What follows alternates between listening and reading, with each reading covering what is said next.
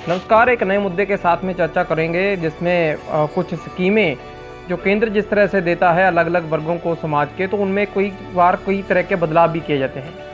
मैं बात कर रहा हूँ किसान सम्मान निधि की। किसान सम्मान निधि के जो ताज़ा अपडेट सामने आया है उसकी अगर माना जाए तो जिस तरह से वीपी ने इस खबर को साझा किया तो उसमें उन्होंने बताया है कि पीएम किसान योजना का स्टेटस चेक करने के लिए एक तो जो वेबसाइट है, क्योंकि अब जो किसानों के अगर हम कहें कि नंबर कार्ड दिए गए हैं तो उस श्रेणी में आप लोग आते हैं या नहीं आते हैं, तो उन सब चीज़ों को चेक करने के लिए pmkisan.gov.in www आगे लगाना है .pmkisan.gov.in पर विजिट कर सकते हैं। इसके बाद में स्टेटस चेक करने के लिए फार्मर कॉर्नर पर क्लिक करें और उसके बाद में आपको वो स्टेटस है जो वो उसका पता चल जाएगा। पीएम किसान सम्मान निधि के लाभार्थियों का इंतज़ार जल्दी खत्म होने वाला है। सरकार जल्द इस योजना की 11वीं किस्त किसानों के खातों में ट्रांसफ़र करेगी। बता दें कि देश में बड़ी आबादी खेती पर निर्भर करती है। देश की जीडीपी में कृषि का योगदान 18% रहता है। ये सभी को खैर देखा जाए तो ये पुरानी चीज़ें हैं। ऐसे में केंद्र सरकार और गरीबों और सीमांत किसानों की मदद के लिए एक शानदार योजना की शुरुआत की है। इस योजना का नाम प्रधानमंत्री किसान सम्मान निधि है।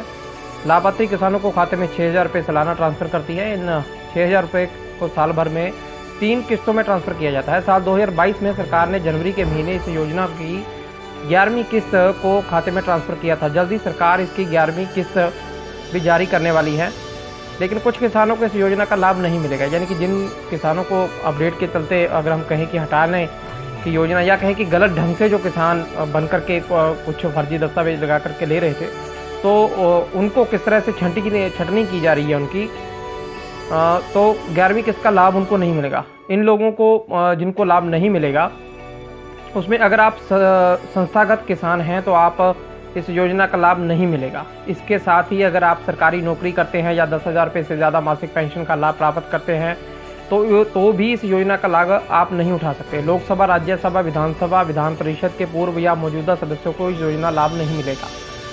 ITR दाखिल करने वाले लोगों को इस योजना का लाभ नहीं मिलेगा।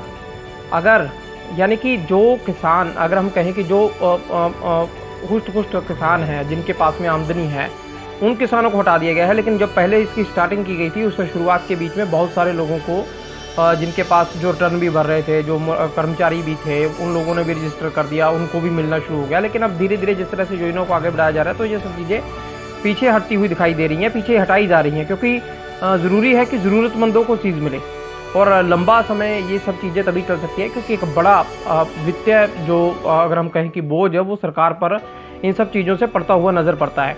अगर आपने चेक करनी है तो अभी जो मैंने आपको पहले जिस तरह से बताया था तो वो उसको थोड़ा सा डिटेल में बता देते हैं कि पीएम किसान स्कीम के लिए अगर चेक करना है तो www.pmkisan.gov.in पर क्लिक करें।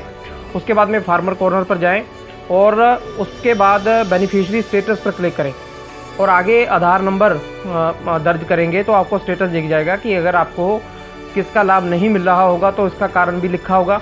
अगर बेनिफिशियरी लिस्ट में आप भी अपना नाम चेक कर सकते हैं।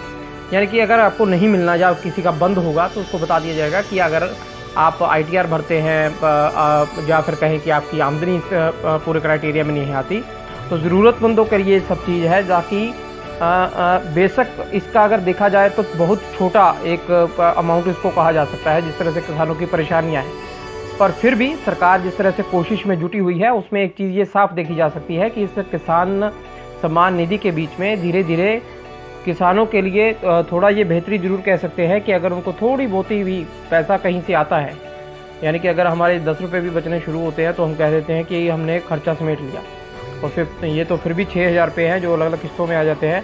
तो उन सब चीज़ों के बीच में ये अगर कहें कि अच्छा कदम है कि अगर जिन ज़रूरतमंद हैं उनको मिले, तो हो सकता है कि सरकार के पास में अगर पैसे बचते रहेंगे तो वो आगे भी इन सब चीज़ों को बढ़ाएंगे। वीडियो अच्छा लगा तो शेयर ज़रूर करना, कमेंट ज़रूर करना और साथ ही लाइक भी करना। साथ ही जिन किसानों को इसके बारे में नहीं पता तो इसको शेयर ज़रूर करें ताकि वो अपना स्टेटस जरूर चेक कर सके कि इस बार वो उनको सम्मान निधि मिलेगी या फिर नहीं।